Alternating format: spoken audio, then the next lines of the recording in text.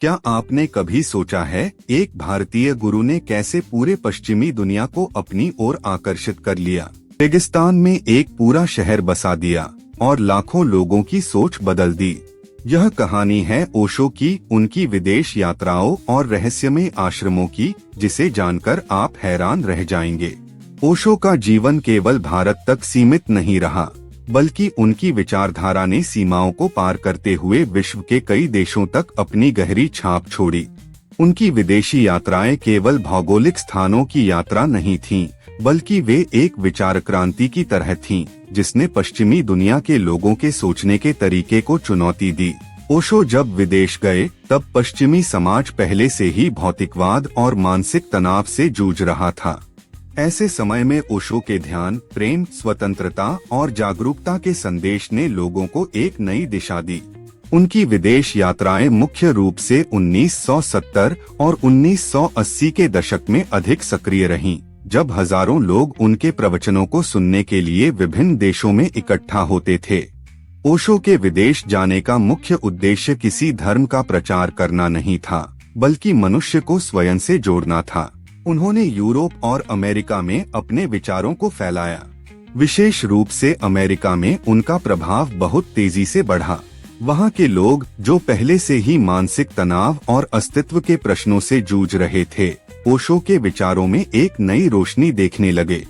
ओशो के प्रवचन अंग्रेजी में भी होते थे, जिससे पश्चिमी देशों के लोग उन्हें आसानी से समझ पाते थे। वे केवल बोलते नहीं थे, बल्कि अपने शिष्यों को ध्यान की नई नई विधियां सिखाते थे, जिन्हें डायनामिक मेडिटेशन कहा जाता है। ओशो की सबसे प्रसिद्ध विदेशी यात्रा और आश्रम का निर्माण अमेरिका के ओरेगन राज्य में हुआ, जिसे रजनीशपुरम के नाम से जाना जाता है। यह केवल एक आश्रम नहीं था, बल्कि एक पूर्ण विकसित नगर था, जहां हजारों लोग एक साथ रहते थे।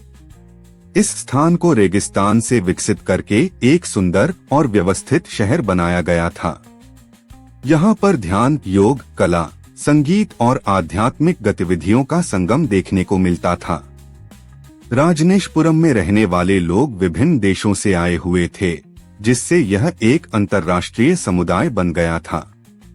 राजनेशपुरम में जीवन पूरी तरह से अलग था। वहाँ के लोग साधारण जीवन जीते थे, लेकिन उनके अंदर एक गहरी आध्यात्मिकता होती थी। हर दिन ध्यान सत्र होते थे, जहां लोग अपने भीतर झांकने का प्रयास करते थे। वहां पर काम को भी ध्यान का एक हिस्सा माना जाता था। लोग खेती करते थे, निर्माण कार्य करते थे और साथ ही ध्यान और साधना में भी लगे रहते थे। यह एक ऐसा प्रयोग था जहां भौतिक और आध्यात्मिक जीवन को एक साथ संतुलित करने की कोशिश की गई थी। विदेश यात्रा के बाद ओशो का प्रमुख आश्रम भारत के पुणे में स्थापित हुआ, जिसे ओशो इंटरनेशनल मेडिटेशन रिसोर्ट कहा जाता है। यह आश्रम आज भी दुनिया भर के लोगों के लिए एक प्रमुख आध्यात्मिक केंद्र है। पुणे का यह आश्रम अपने अनोखे वातावरण और आधुनिक सुविधाओं के लिए जाना जाता है। यहाँ ध्यान के साथ साथ जीवन को उत्सव की तरह जीने का संदेश दिया जाता है।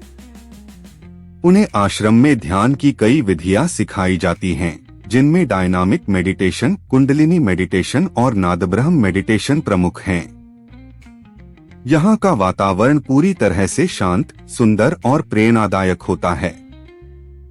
आश्रम के अंदर हरियाली। विदेशों में ओशो के आश्रम और उनके अनुयायियों की संख्या लगातार बढ़ती गई। यूरोप, अमेरिका, ऑस्ट्रेलिया और एशिया के कई देशों में उनके ध्यान केंद्र स्थापित हुए। ये केंद्र आज भी सक्रिय हैं और हजारों लोग वहां जाकर ध्यान और आत्म खोज की प्रक्रिया में भाग लेते हैं। ओशो की विदेशी यात्राओं ने यह सिद्ध कर दिया कि आध्यात्मिकता किसी एक देश या संस्कृति तक सीमित नहीं है, बल्कि यह एक सार्वभौमिक सत्य है। ओशो के आश्रमों का उद्देश्य केवल ध्यान सिखाना नहीं था, बल्कि एक ऐसा वातावरण बनाना था जहां व्यक्ति अपने भीतर की गहराइयों को समझ सके।